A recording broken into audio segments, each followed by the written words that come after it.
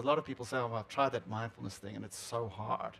It is hard. It's quite hard because you're training your attention to stay. Paradoxically, when you are present, it's effortless, but the constantly having to come back feels, a little bit like being at the gym. Over time, as it gets more and more cultivated, it becomes progressively more effortless. In fact, there's a term for it: constructed mindfulness and unconstructed mindfulness. Unconstructed mindfulness is when mind is so well trained that you fall into this effortless, sustained presence, and I often describe that as heaven. It's an incredible way to live. There's such a happiness and an ease in the system.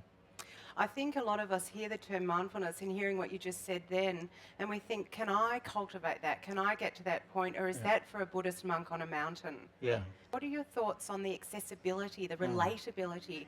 Because when something seems too magical, it seems inaccessible. I mostly teach in the corporate context, and sometimes, just as we're about to teach a meditation practice, I say to everybody, put your hands like this. You've got to put your, and they all look, obediently. Because if your hands aren't like this, there's no ways you can be mindful.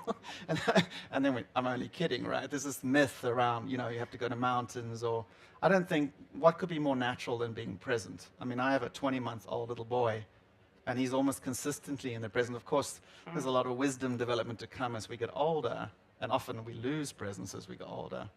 But it's just the most natural thing in the world. And it can be cultivated through a formal practice, through technology, but also just, if I pick up the bottle mindfully, what's the difference between mindless and mindful?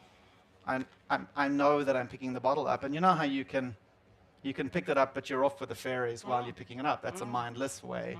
And most of us live the majority of our lives here, ticking away. And the mind's interesting because it keeps promising us this endlessly perfect world. One day. When I get there. The when-then game. When, then I'll be. When the mortgage is paid, then I'll be relaxed.